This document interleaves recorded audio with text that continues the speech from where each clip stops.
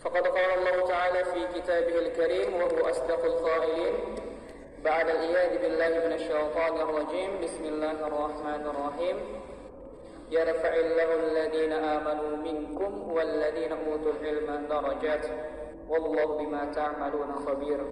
Mengenai tafsir Jalalain, tafsir Jalalain sendiri ini adalah memiliki makna tafsir dua Imam Jalal. Jadi dalam bahasa Arab Jalil itu adalah orang yang mulia. Adapun Jalalain adalah bentuk kalimat musanna. Jadi dalam bahasa Arab ada sebuah kalimat yang bisa dikatakan kata tunggal atau mufrad. Kalau dalam bahasa Indonesia cukup menambahkan se dalam permulaannya. Sebuah, sebongkah, sebatang. Tapi kalau dalam bahasa Arab kalimat-kalimat yang menunjukkan kata tunggal itu disebut dengan isim mufrad. Kemudian kalau untuk kata-kata yang menunjukkan dua buah atau menunjukkan kata bilangan dua, maka dalam bahasa Arab ini diistilahkan sebagai kata musanna. Kalau dalam bahasa Indonesia mungkin diawali dengan kata-kata dua ekor, dua orang, dua buah dan lain sebagainya. Adapun kata-kata yang menunjukkan untuk bilangan 3 atau lebih dalam bahasa Arab disebut dengan atau diberikan istilah sebagai kata-kata jamak. Kalau bahasa Indonesia tidak jarang ya, sebuah kata dijamakkan hanya sekedar ditambah kata tersebut. Ya, rumah menjadi rumah-rumah. Kemudian mengapa dinamakan tafsir ini adalah tafsir Jalalain? Karena di dalamnya atau dalam karya yang besar ini dikarang atau ditulis oleh dua imam yang mulia. Satu Imam Jalaluddin Al-Mahalli, satu lagi murid beliau Imam Jalaluddin As-Suyuti. Kedua-duanya ini adalah ulama dari Mesir. Kedua-duanya adalah ulama besar dari Mesir. Jadi kedua-duanya memang memiliki banyak sekali karya. Di antaranya Imam Jalaluddin Al-Mahalli ini beliau sudah menulis kitab ini dari mulai awal surat Al-Kahfi, kemudian sampai surat An-Nas, kemudian beliau tafsirkan Al-Fatihah, kemudian Allah panggil beliau ke hadiriannya. Beliau wafat, kemudian tafsir ini belum lagi diselesaikan. Kemudian dilanjutkan oleh murid beliau yang sama-sama memiliki gelar yang hebat juga, yaitu Imam Jalaluddin As-Suyuti. Beliau lanjutkan karangan guru beliau dengan corak bahasa yang sama. Jadi kalau kita katakan ini dua karya yang ditulis oleh dua orang, tapi serupa seperti satu orang saja menulis. Karena corak bahasanya, kemudian haluan tafsirnya pun sama. Antara murid dan guru ini memiliki memiliki kesamaan, memiliki kepribadian yang bisa dikatakan kepribadian yang saling berkesinambungan.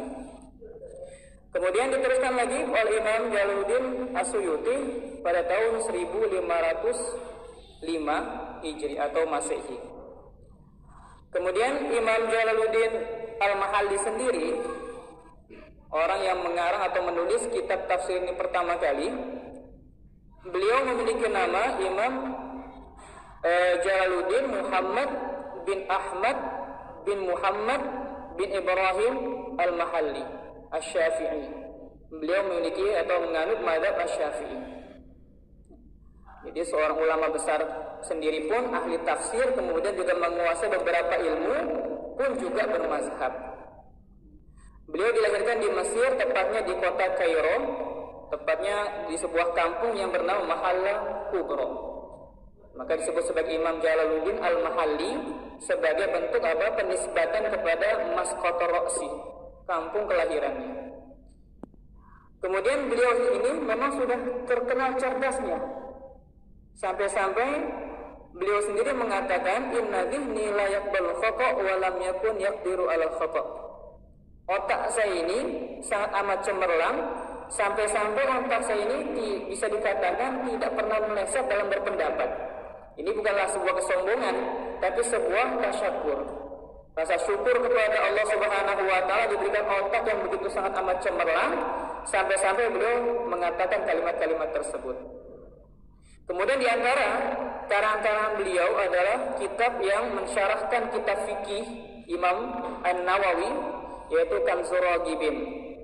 Jadi Imam Nawawi membuat satu karya kitab fikih yang mungkin dipelajari di setiap pondok-pondok Asy-Syafi'i bernama Minhajut Thalibin, dan banyak sekali syarah-syarahnya. Di antaranya adalah syarah yang berasal dari Imam Jalaluddin Al-Mahalli yang bernama Kanzur Raghibin.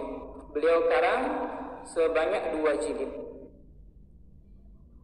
Kemudian karangan beliau yang lainnya ada Al-Badru Talib fi Halli Jam'il Jawami fi Usulul Fiqh. Beliau juga mengarang sebuah kitab yang berkaitan dengan ilmu usul fiqh. Ilmu usul fiqh ini beliau karang atau beliau tulis ya, karena bukan sekedar kemampuan beliau saja, tapi memang kepahaman beliau terhadap hal tersebut, maka berani beliau menulis kitab tersebut. Kemudian juga syarah daripada usul, di antaranya Syarhul Waraqat. Kemudian adapun Imam Jalaluddin As-Suyuti, beliau sendiri memiliki nama yaitu Abul Fadl Jalaluddin Abdurrahman bin Kamal bin Abu Bakar bin Utsman bin Muhammad bin Khidir bin Ayyub bin Muhammad bin Syekh Al-Hammam Al-Khudairi As-Suyuti Al-Misri Asy-Syafi'i. Beliau juga bermadzhab Asy-Syafi'i. Ya. Ada satu yang menarik dalam kisah Imam Jalaluddin As-Suyuti. Beliau telah menghatamkan Quran meskipun waktu itu usianya masih di bawah 8 tahun. Sudah menghafal Al-Quran.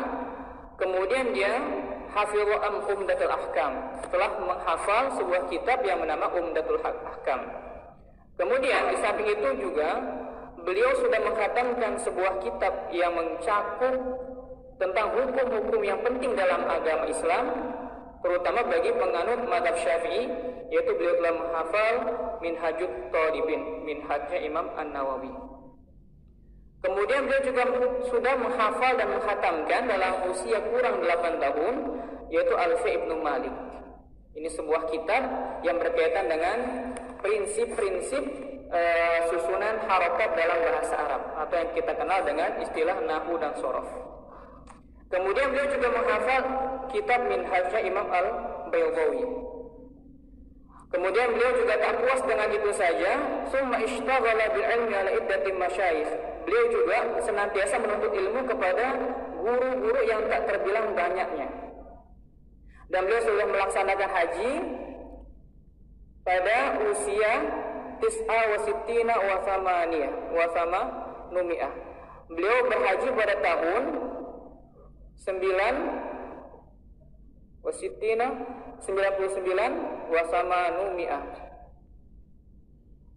Kemudian apa? Yang paling mengejutkannya, ketika beliau melaksanakan ibadah haji, beliau meminum air Zam-Zam untuk maksud-maksud tertentu, untuk niat yang banyak. Di antaranya, beliau minum air tersebut dengan niatan agar mampu mencapai puncak kepahaman fikih sebagaimana kepahaman Syekh Sirajuddin Al-Bulqini. Kemudian dengan satu tegukan tersebut pun beliau juga meniatkan bahwa dengan minum ini semoga Allah Subhanahu wa taala memberikan saya kemampuan sampai saya dapat mencapai tingkat yang tinggi dalam pemahaman hadis, sampai-sampai saya setara dengan Al-Hafiz Ibnu Hajar. Kemudian ternyata Allah Subhanahu wa taala buktikan bahwa Imam Jalaluddin As-Suyuti menjadi orang yang hebat, sampai-sampai karangan karya kitabnya melebihi 600 buah kitab. Kendati demikian pun beliau juga masih dalam mazhab Asy-Syafi'i. Maka kalau ada orang sekarang yang mengatakan kita nggak perlu bermazhab, ya mungkin benar kalau seandainya ilmunya sudah menandingi imam-imam yang sudah berkarya banyak sekali dalam agama. Tidak masalah kalau seperti itu hak orang masing-masing kalau nggak pengen bermazhab. Cuman baiknya bisa menandingi imam-imam yang sudah banyak ilmunya tapi tetap masih bermazhab.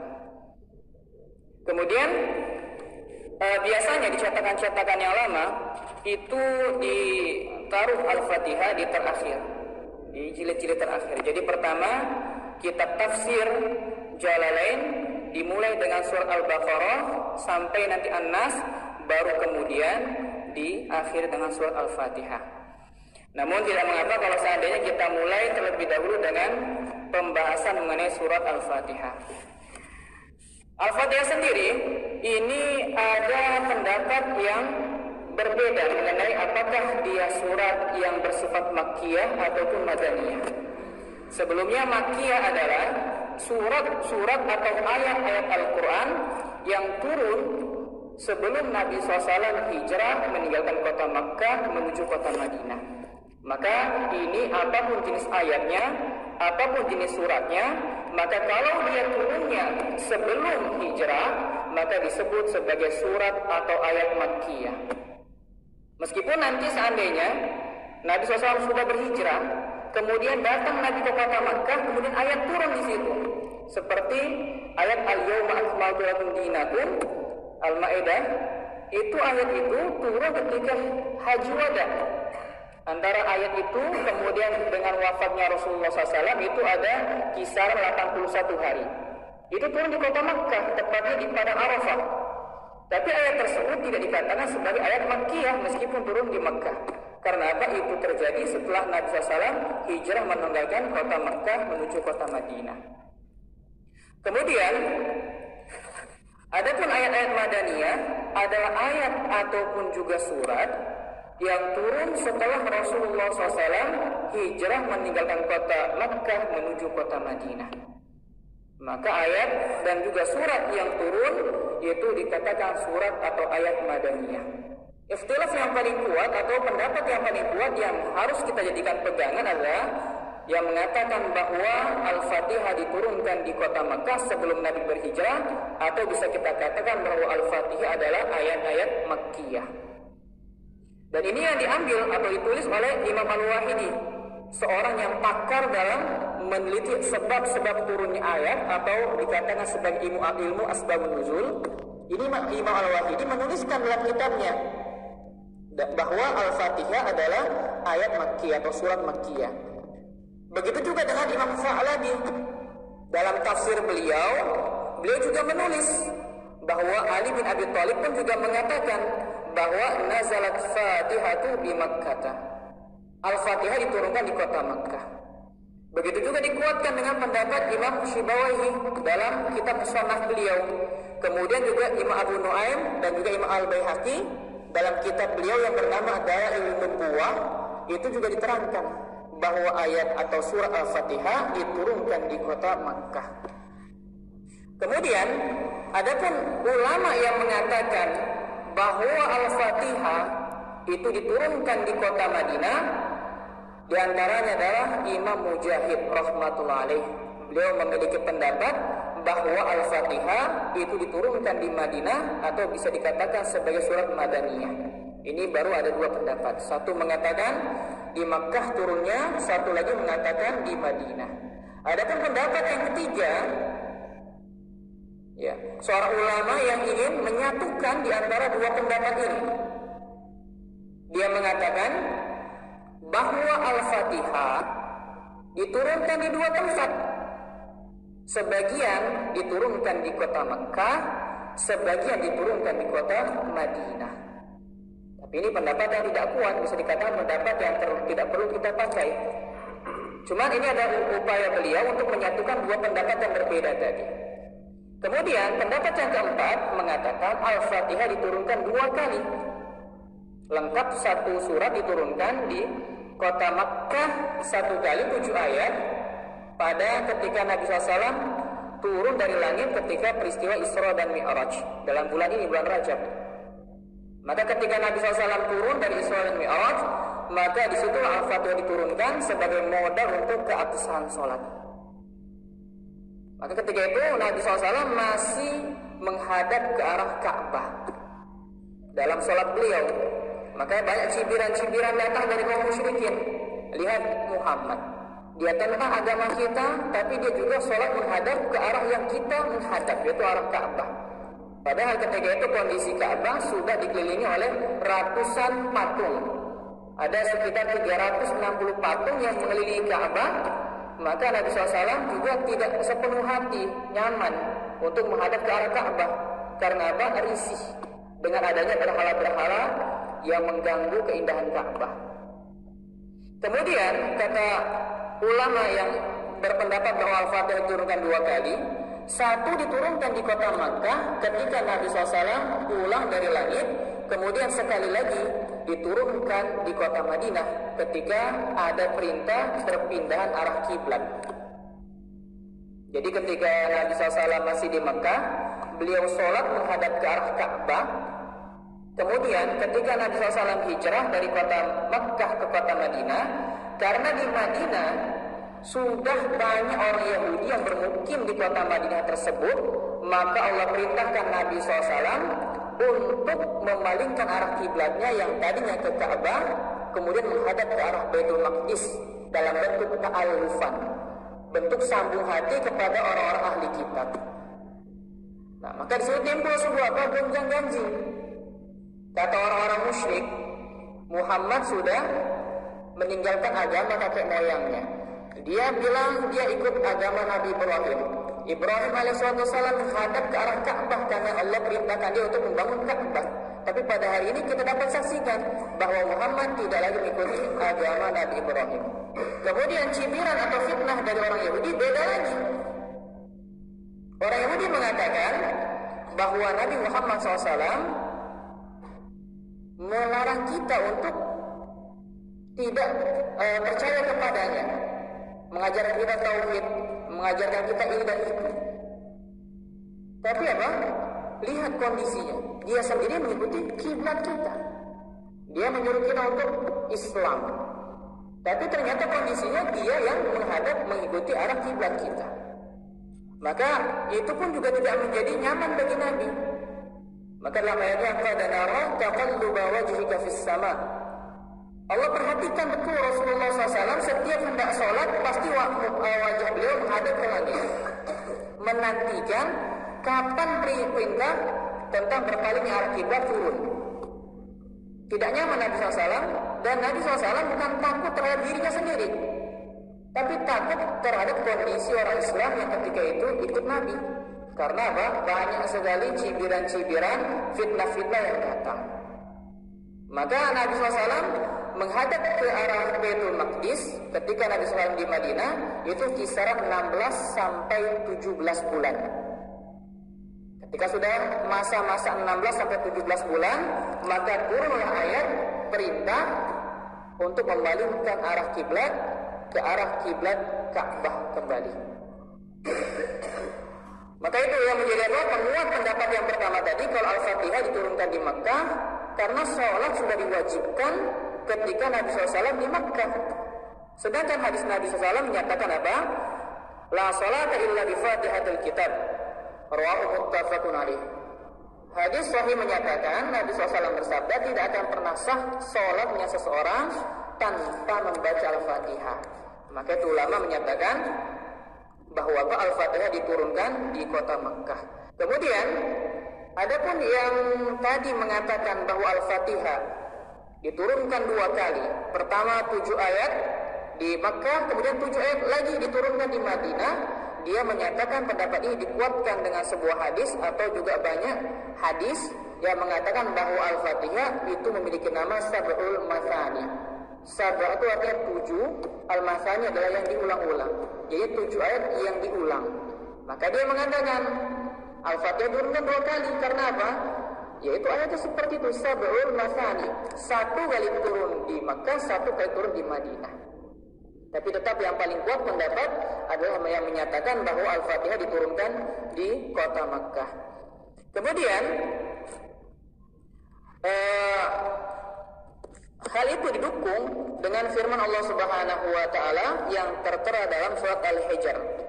Allah berfirman dalam surat Al-Hijr ayat 87 yang berbunyi walaqad atainaka sab'an minal mathani wal qur'anal azim, dan telah kami berikan kepada engkau duhai Muhammad 7 buah ayat yang diulang-ulang dan juga Al-Qur'an yang agung.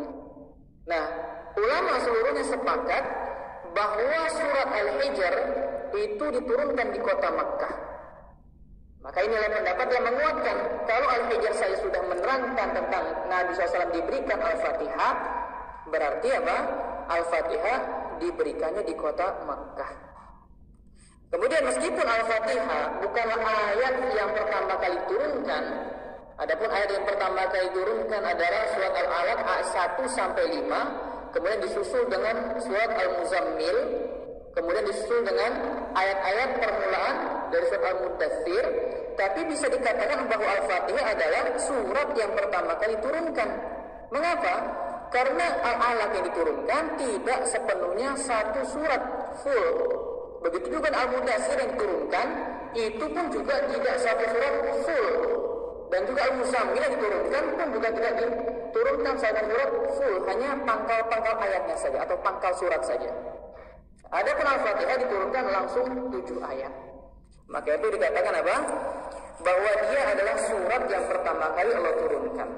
Adapun penurunan Al-Quran sendiri itu terjadi 2 kali. Yang pertama apa?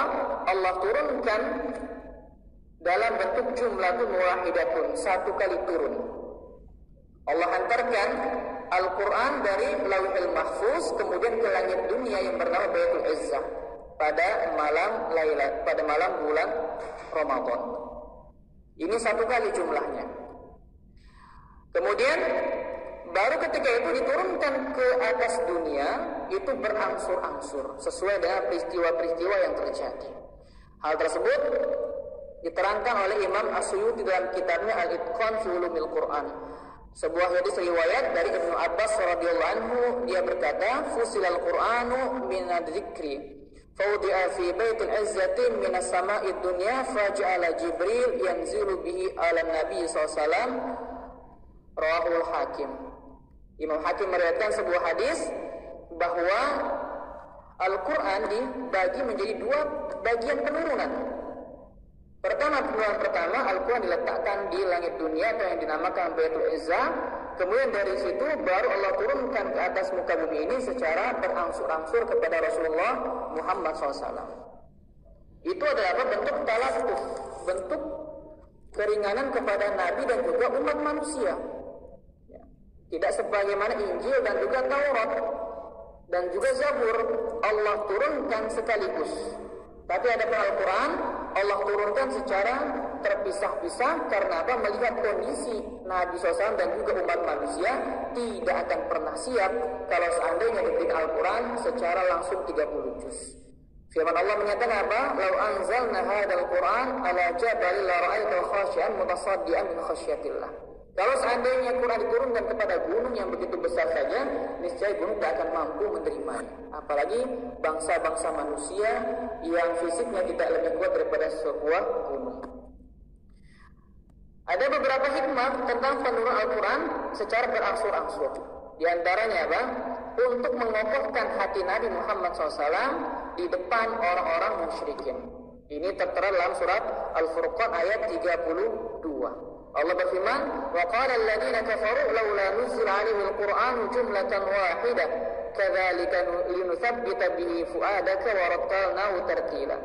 Dan orang kafir bertanya-tanya, mereka berkata, kenapa kok Quran diturunkan secara langsung 1 kali penurunan saja sebagaimana Taurat, Injil dan juga Zabur? Maka Allah bilang apa? Demikian yang kami lakukan agar mengokohkan hati Muhammad SAW. Dan memang untuk membantah tudingan-tudingan orang kafir. Biasanya orang kafir itu suka mendatangkan hal-hal atau pertanyaan-pertanyaan yang konyol. Maka langsung Allah Subhanahu datangkan bantahan-bantahan lewat firman-Nya sendiri.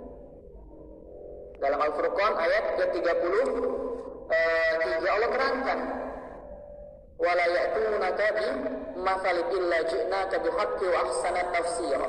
Dan tidak orang kafir tersebut mereka datang kepada engkau dengan hujah-hujah yang konyol yang tidak masuk akal, kecuali kami datangkan ayat-ayat untuk membantah tudingan-tudingan mereka. Seperti ada satu peristiwa orang-orang kafir mengadakan negosiasi bersama Rasulullah SAW. "Wahai Muhammad, kita senantiasa berdebat mengenai perihal Tuhan. Kamu katakan Tuhan kamu adalah Esa, sedangkan kami mengatakan Tuhan itu tidak Esa. Tuhan itu ya beraneka ragam. Maka bagaimana kita ambil jalur tengah? Kamu sembah Tuhan kami pada satu waktu, kami pun juga menyembah Tuhan kami. Nanti di waktu yang lain, kami menyembah Tuhan kamu dan kamu menyembah Tuhan kamu juga. Jadi impas, ya, deal. Kamu sembah Tuhan kamu, kami juga, dan kamu sembah Tuhan kami juga menyembah Tuhan kami.